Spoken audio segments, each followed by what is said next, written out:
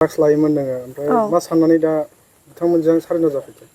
माने आङो ड्राग्सनिफ्राय गोजान जानो लुगैबाय। बिदिनो आं 5-6 बोसोर जाबायमोन लानाया आरो आं दा बिनिफ्राय गोजान जानानै थानो लुगैबाय। ओमफ्राय माने आं मोजां जानो लुगैबाय आरोना। ओमफ्राय लोगोफोरखौबो आं बेखौनो खावलायनो सानो जे जायफ्रा ड्राग्स लाग्रा लोगोफोर दङ, हौवाबाबो हिनजावफोरबाबो, बिब' फंबायफोर आरो बिदा बिनानावफोर गासैबो नोंसोरबो आं जेरै फैनानै सारेन्डार लाफैदों बिदि सारेन्डार लाफैनो हागोन। लोगोफोर नोंसोरखौ आंबो खावलायो, मोजां जाजानो लुगैयो बयखौबो। मा डिस्ट्रिक्टनि नोङो? आं क'क्राझार डिस्ट्रिक्टनि। दिनैनिफ्राय नों ड्राग्सखौ लानाय नंला नामा? ओहो, लाला आङो। गारथारसिगोन? औ। ड्राग्सखौ बबेनिफ्राय लायनानै बोरै मोननानै जायोमोन? आंखौथ' लोगोफोरासो होफैयोमोन। आं रावजोंबो लेनदेन गैया बिदि दिलार गिदिर गिदिरफोरजों। बिदिनो लोगोफोर आंनि समान समानफोरा होफैयोमोन। ओमफ्राय बेयावहाय लायोमोन आङो बिसिनिफ्राय बायनायाव। आंनि लोगोफ्राथ' 4-5ल'मोन। ओमफ्राय दायो बिसोरथ' रेहाबाव थांजोब्बाय। ओमफ्राय दायो आं हारसिं आरोना, बिनि थाखायनो आङो सारेन्डार जाफैदों आरोना। ड्राग्स जानानै देहाखौ माबायदि मोनो? ड्राग्स जानानै देहाखौ बिराद लोमजानाय मोनो, गोजांनाय मोनो, गोलोमदै गयो, मेगननिफ्राय मोदै गयो, आखाइ आथिं मावजोबो, खुदै गदलाबायो। नों थानो हासिगोन गारनानै दिनैनिफ्राय? औ। बिथांमोनहा जे नोंखौ बरायना लाबाय, गोसोआव माबायदि गोजोननाय मोनदों?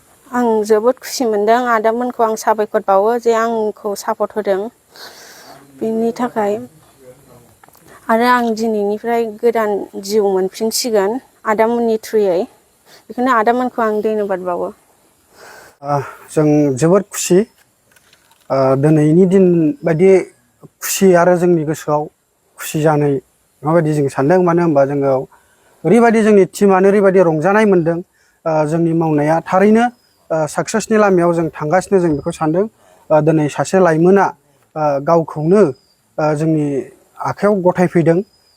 बिथाङा गोबाव सम ड्राग्स लाबाय होननानै जोंनि सिगाङाव बुंदों। 5-6 बोसोरसो जाबाय होनदोंमोन। नाथाय बियो आरो गोदानै आं ड्राग्सखौ आं बाहायला, आङो आदामोनजों थांनानै आङो सारेन्डार जानोसै, आङो फुरा ड्राग्सनिफ्राय आं गोजानाव थानोसै होननानै बिथां गथ'आ जोंनि सिगाङाव बुंनायखाय जों बिथांखौ लोगो लाबाय। बे गथ'खौ लोगो लानानै जों दिनै बिथांखौ सनमान होदों, जों मान होदों। आरो बिदिनो गोबां जोंनि उन्दै उन्दै गथ'फोर दंबावो, जाय गथ'फ्रा बिमा बिफानि खोथा मानिया, गामिनि गेदेर गोलावफोरनि खोथा मानिया, बेफोरबायदि गथ'फोर दं। जों खावलायो बे गथ'फोरखौबो नोंथांमोना मोजां जानांगौ।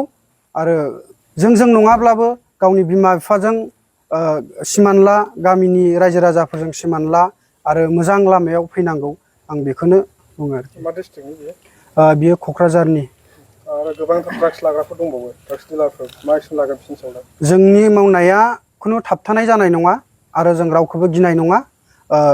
जाय मानसिफ्रा माने जाय गथ'फ्रा ड्राग्सनिफ्राय गोजान जायाखै, जों बेखौ जेरैखि जायाबाबो हमगोन। आरो साफा साफा जोंनियाव लिस्ट सफैगासिनो आरो जों मावलांबाय थागोन। आरो जों बेखौ स्ट्रंलि एक्सन लानानै गोनां जायोब्ला बिनि गोरा राहाखौ माने जोङो दिहुननानै जों साजाखौ होनाय जागोन। सारेन्डार जानो गोसो जानायफ्रा नोंथांमोनजों सारेन्डार जाफैनो हागोन नामा? हागोन, जों बेखौ मस्ट वेलकाम खालामो।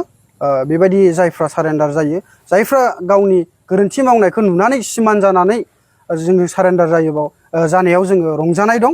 आरो जों बिथांमोननि थाखाय जोंनि दरजाया जेब्लायबो खुला।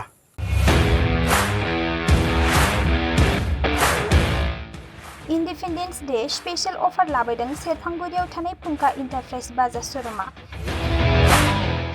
बाजाज बाइक सालायनो मोजां मोनग्रा सुबुंफोरनि थाखाय गाहाम खौरां। क'क्राझार जिल्लानि सेरफांगुरियाव थानाय फुंखा इन्टारप्राइज बाजाज श'रुमा होगासिनो दं 31 आगस्तसिम इन्डिपेन्डेन्स डे स्पेशल अफारनि एक्सेन्ज।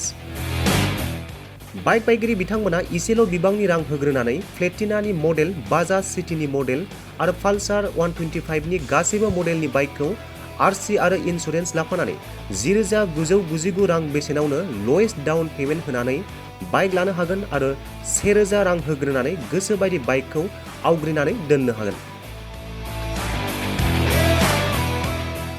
सेरफांगुरि फुंखा इन्टारप्राइज बाजाज श'रुमजों लोगोसे सराइबिल फुंखा इन्टारप्राइज बाजाज श'रुमावबो बाइक बायगिरि बिथांमोना खुंफुंजानाय इन्डिपेन्डेन्स डे स्पेशल अफार लोगोसे एक्सेन्जआव फैनानै नोंथांमोननि बाजाजनि बाइकखौ लांफैनो हागोन। सेरफांगुरि फुंखा इन्टारप्राइज बाजाज श'रुमा नोंथांमोननो लोगोसे मोजां अफारबो लाबोदों। बेफोरनो जाबाय 5 लिटार पेट्रल फ्रि, गंसे हेलमेट फ्रि, केस होनानै बाइक बायगिरिफोरनो 1000 रां केशबेक हरफिननाय जागोन। आबुङै मिथिबावनो थाखाय 9395303476 9101547892 जानबुं नम्बराव खौरां लाहरनो हागोन।